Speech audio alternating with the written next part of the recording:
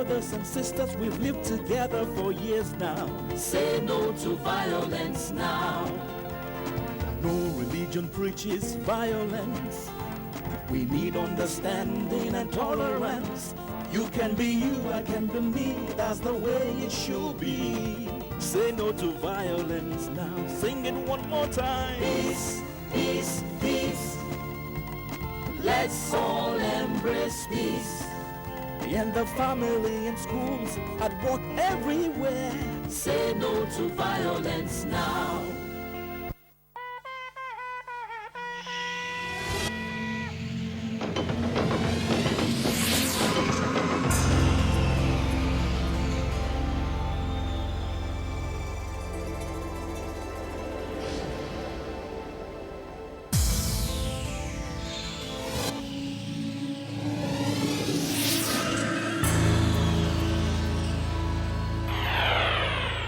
NTA, you can't beat the rich.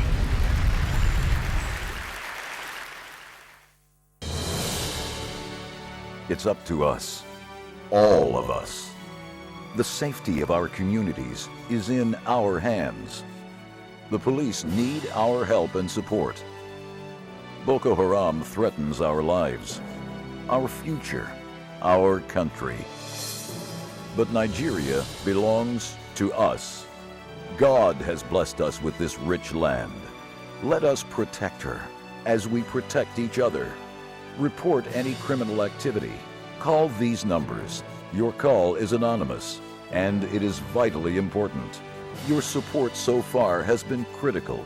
Continuing.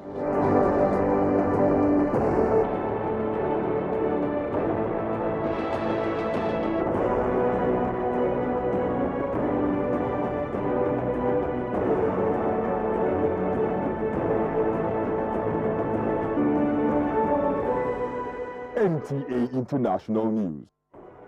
Federal government and Boko Haram sect agreed to cease fire. Nigerians roll out drums to celebrate General Gowon at 80. World Poverty Day correspondent X-rays efforts of Nigerian government to eradicate poverty. And 2015 election, Federal High Court directs INEC to issue certificate of registration to Democratic People's Congress. Hello there, so good to have you join us on NTA International News. I am Oku Ekpeyong. The federal government and the Boko Haram sect have agreed to a ceasefire deal. The agreement, geared towards the release of the schoolgirls abducted by Boko Haram about 6 months ago, was reached at a meeting between a federal government official, Boko Haram representative, and officials of the Chadian government. The Chief of Defense Staff, Air Chief Marshal Alex Bade, has directed service chiefs to ensure that troops respect the agreement in all operation. Negotiations will continue next week. Bilateral talks between Nigeria and Ghana continues as President John Mahama of Ghana paid a brief visit to the State House Abuja, where he met with President Jonathan on a number of issues affecting the West African sub-region's development and growth, including how to assist member countries on Ebola. State House correspondent Shegulawale reports. The visit of the Ghanaian president to Nigeria has become imperative following a number of issues such as the Ebola outbreak still ravaging 3 of the ECOWAS member countries. As ECOWAS, there is a dire need for the sub-regional body to assist these countries of Liberia, Sierra Leone, and Guinea. It is important for us to assist them to contain the outbreak so that we don't have a situation where it spreads throughout the sub-region. I also commended President Jonathan for the very, diligent manner that the government and people of Nigeria dealt with the outbreak that occurred here and how you were able to contain it. Indeed, the Nigerian experience has become a model, for the rest of the world. And so Nigeria is assisting other countries. While the ECOWAS heads of state prepares for an emergency meeting sometimes in the first week of November this year on how to work out modalities in combating and containing the spread of the disease, the two leaders discussed the prospect of gas to power as members of West African gas pipeline. We discussed issues of raising the volumes of gas coming through so that we can boost power supplies, not only in Ghana, but also in Togo and Benin that are also beneficiaries of this pipeline. The security situation, especially the Boko Haram issue, also formed part of the talks during the visit. And we are optimistically hopeful that Nigeria will continue to deal with the issue of Boko Haram. We believe that the people should stand in solidarity with governments. You must be one in dealing with this threat to your national survival. And us in West Africa believe that any destabilization of Nigeria is a destabilization of the whole of the West African sub-region. President Mahama has since returned to Ghana. In the State House, Segun Lawale, NTA News. An American publisher and businessman, Ambassador George Fraser, says Nigeria should take the lead in the promotion of Pan-African agenda in the global arena. Ambassador Fraser stated this in a lecture marking the 80th birthday of former head of state, General Yakubu Gowon. Correspondent Mohammed Abdul Kadri reports. Nigeria, Africa's most populous black nation, is recently rated fastest growing economy in the sub-region by the international rating agencies to which the paper presenter, Dr. Fraser, says is uncontroverted. Nigeria should position itself to take the lead among African countries. It was encomium galore for the octogenarian, General Yakubu Gowon, who is described by speakers in goodwill messages as a great nationalist and a world-class leader. He was instrumental to the establishment of the Economic Community of West African States, ECOWAS for short. Indeed, General Yakubu Gowon, you are a blessing to humanity. You led us creditably well for the protection of the sovereignty and integrity of Nigeria. No foreigner will come here to build the country for us. But in 2010, Nigeria was about to break. The same general called eminent personalities of Nigeria.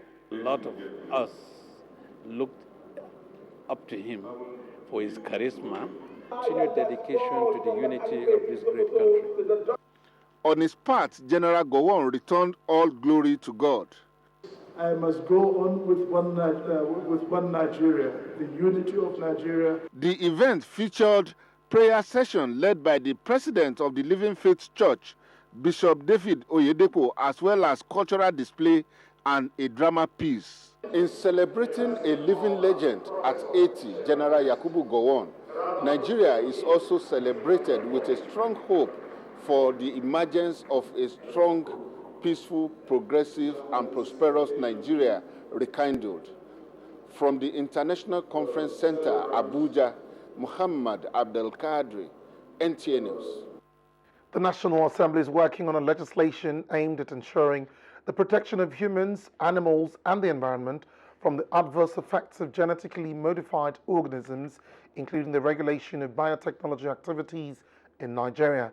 National Assembly correspondent Dennis Adegunloye reports. The increase in the use of biotechnology in agriculture, food production, the environment, and medicine in Nigeria, and the perceived benefits in quality, quantity, as well as nutritional value of food, better medicine, among others, has informed the need for a biosafety law to regulate and eliminate the potential risks resulting from biotechnology and its products. These were the issues tackled at the public hearing by the Joint Senate Committees on Agriculture and Rural Development and Science and Technology that proposed a bill for an act to establish the National Biosafety Management Agency Bill 2014 SB 308. Chairman of the respective committees, Senator Emmanuel Boacha, Agriculture and Rural Development, and Senator Ajayi Boniface, Science and Technology, noted the need for a holistic approach to the regulation of modified organisms and ensuring that the health of people, animals, and the environment are protected from harmful effects of genetically modified organisms.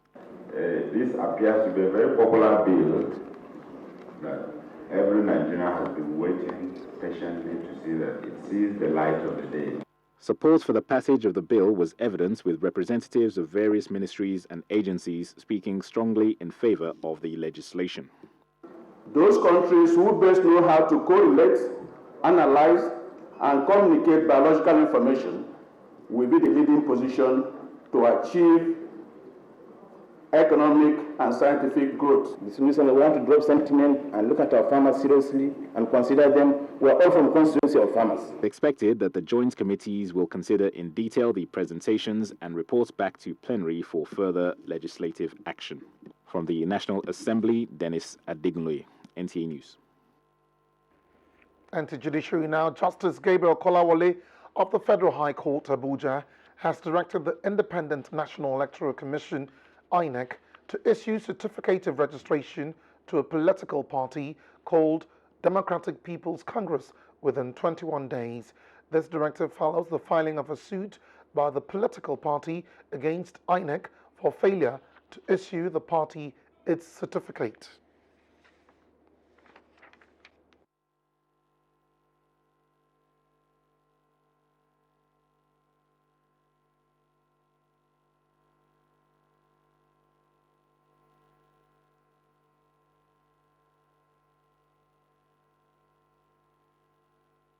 Lost sound in that report. We hope to bring it in our subsequent bulletins. Leave no one behind. Think and act against extreme poverty is the theme of this year's World Poverty Eradication Day, set aside by the United Nations on the need to eradicate poverty and destitution in all countries. In this report, Musa Babaliu takes a look at poverty eradication programs in Nigeria.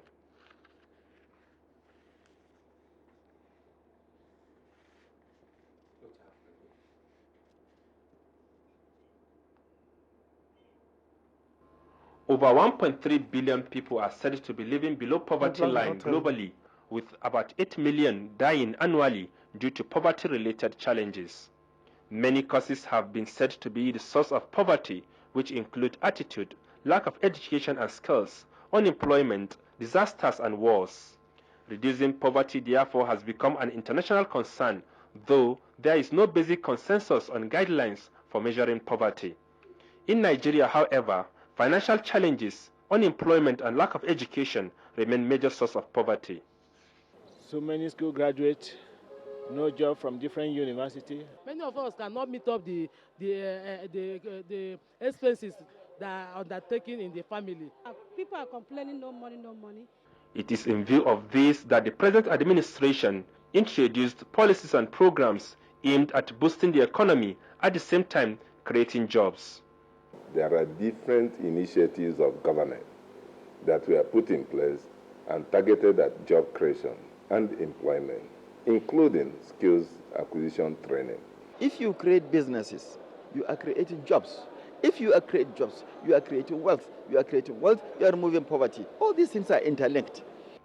Going by the theme of this year's Poverty Eradication Day, stakeholders said the fight against poverty should not be left in the hands of government alone, but the private sector should ensure more jobs are created through skill acquisition and development of small-scale businesses. We discovered that the insecurity will reduce, and most significantly, Nigeria's manpower will receive a booster, and again, it will eradicate poverty and hunger. In Abuja, Musa Baba Aliyu, NTA News. Meanwhile, First Lady and President African First Ladies Peace Mission, Dame Patience Jonathan, has called on African First Ladies to unite and fight against poverty in all its ramifications. This is contained in a message delivered to a group of civil society activists and advocates during a courtesy visit to her recently. Mrs. Patience, who emphasized that the African continent is known to have the highest rate of poverty, destitution, and the lowest per capita income, including malnourished and underweight children, called on African leaders to formulate proactive policies on sustainable basis as a strategic approach to kicking poverty out of the continent. She said that the African peer review mechanism, the Millennium Development Goals, including the post 2015 development agenda should be on the front burner of Africa development policies on how the continent can get rid of poverty and extreme hunger.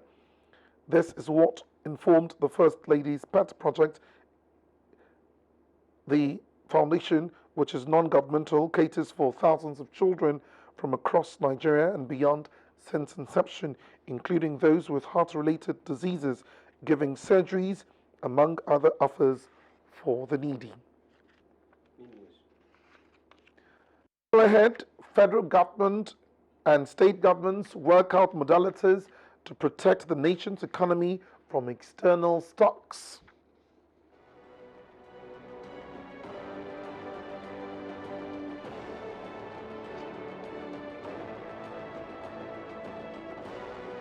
Plus, United Nations Food Programme distributes food in the Liberian capital in response to food insecurity created by Ebola virus. This and more after the break. Good governance, vanguard. They support you, good luck, Jonathan. Nigeria's transporters, employers.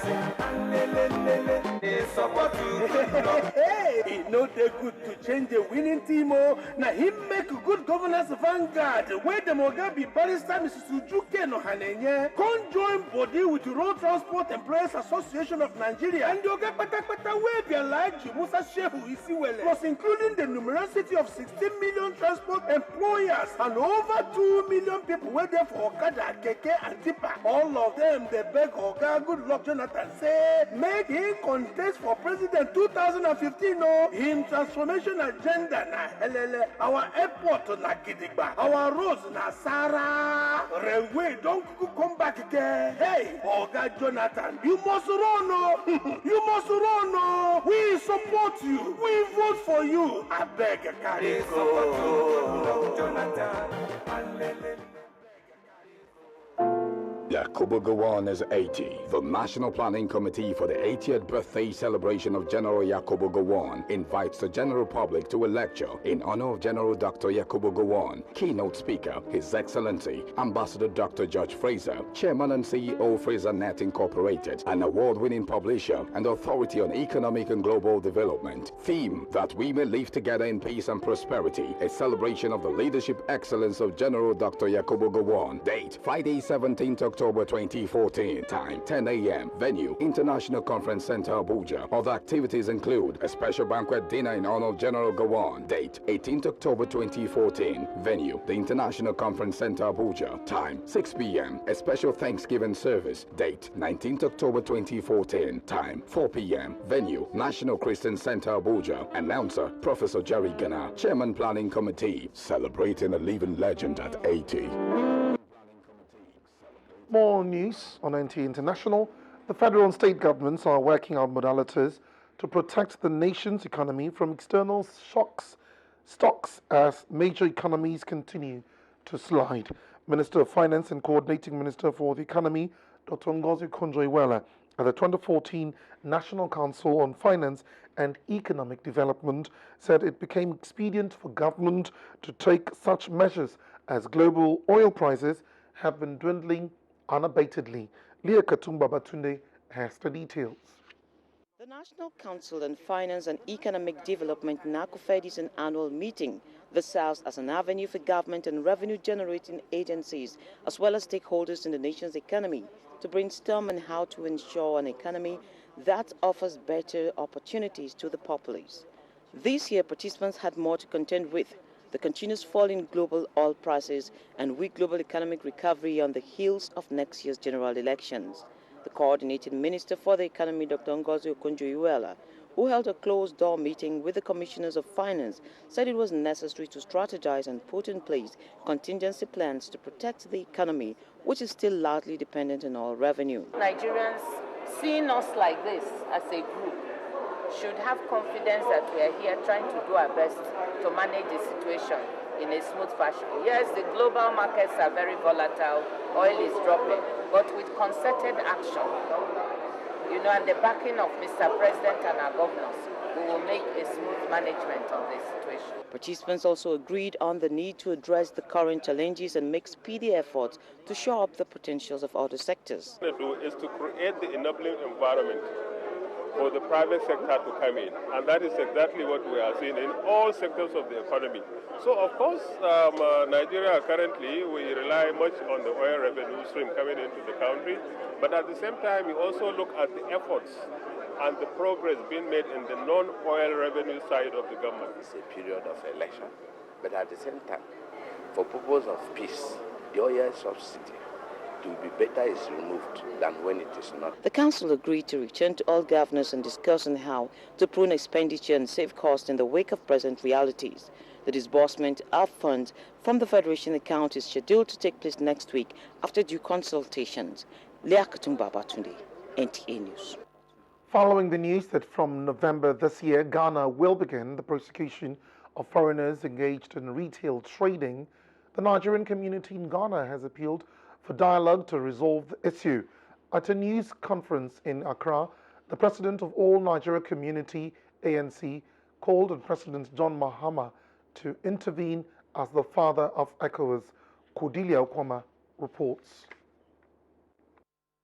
The Ghanaian Chief Judge, Justice Georgina Wood, had asked the new Minister of Trade and Industry, Dr. Ekospio Gabra, to put in place a team of prosecutors who will be trained by the Judicial Service to be abreast of the law, adding that the Ghana Investment Promotion Act is being studied with a view to prosecuting foreigners and those conniving with them to violate the retail trading law.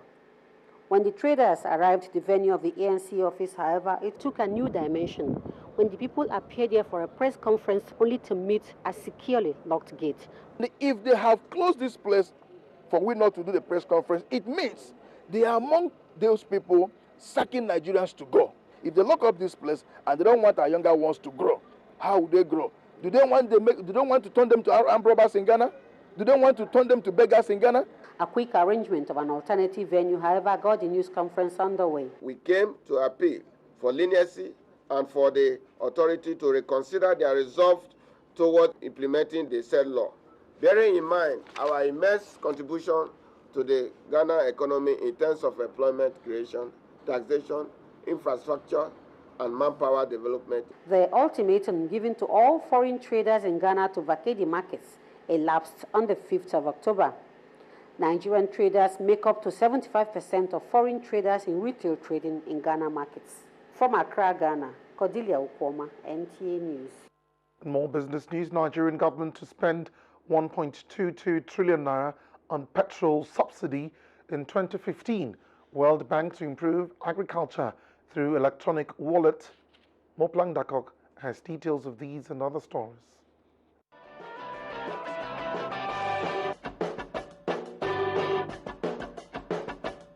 The federal government has no plans of removing petroleum subsidy as it plans to spend 971 billion naira to subsidize the supply of petrol to Nigerians in 2015.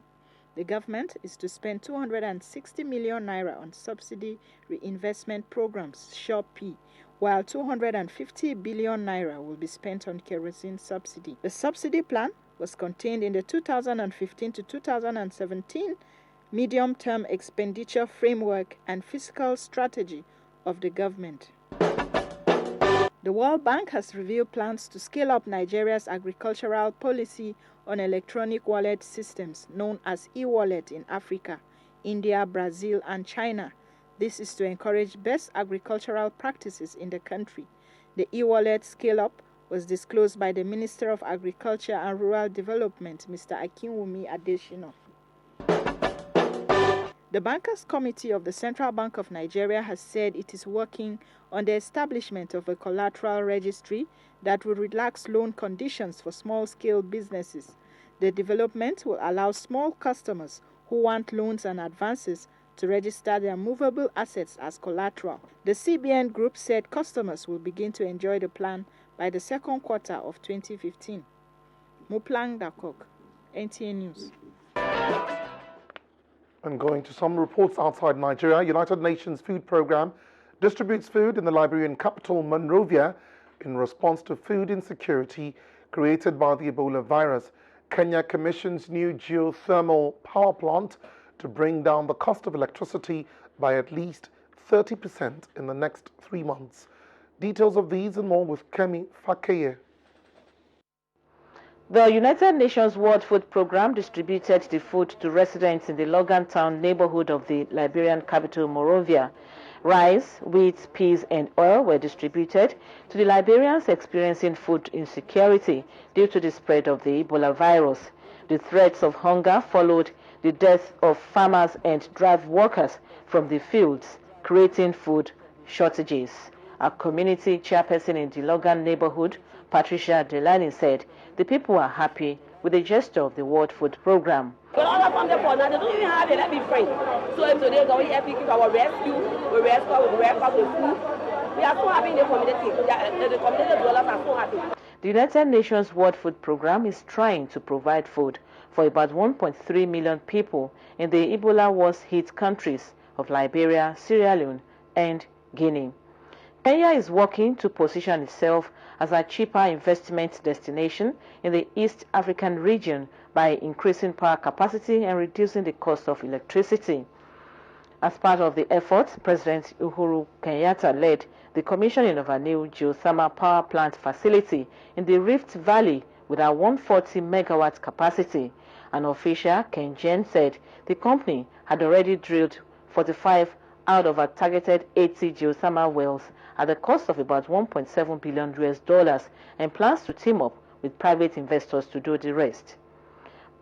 By 2030, Kenya said it will need some 15,000 megawatts of extra capacity, with much coming from geothermal and other renewables, which will be both cheaper than widely used diesel generators and more reliable than hydropower dams, which are affected by regular droughts. And in Russia, President Putin and Ukraine's President Petro Poroshenko have met German Chancellor Angela Merkel and Francois Hollande for a second time to look for a way of resolving the crisis in Ukraine. The four leaders, along with aides, met in a hotel in central Milan on the sidelines of a summit between Asian and European leaders. The West imposed sanctions on Russia for its annexation of Crimea earlier this year and its support of pro-Russian separatists fighting in the east of Ukraine. Kemi Fakeye, NTA News. Turning to sports now, Sports Minister Tammy Danagogo says NFF must produce a better replacement for Stephen Keshi as CAF faces AFCON 2015 hosting problem. These and more on Sports Update with Ayodeji Makinde.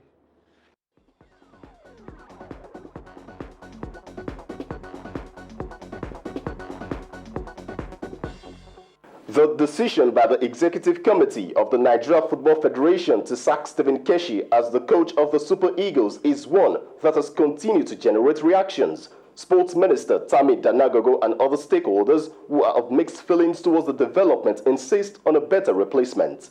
If we don't have that caliber of coaches, and they feel that whoever they want to bring is such a reputable coach that will beat the records of all those we have, well, we will see it. The important thing is that. Time now for our weather update, and highlight is on temperatures of major cities in Nigeria and around the world.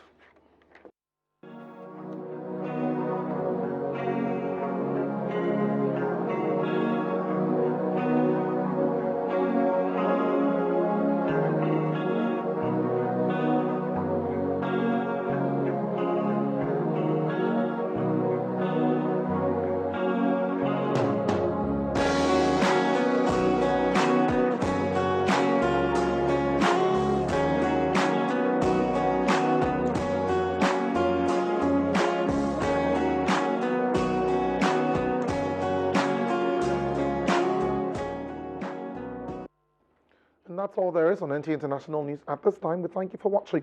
I am Okwe Payong.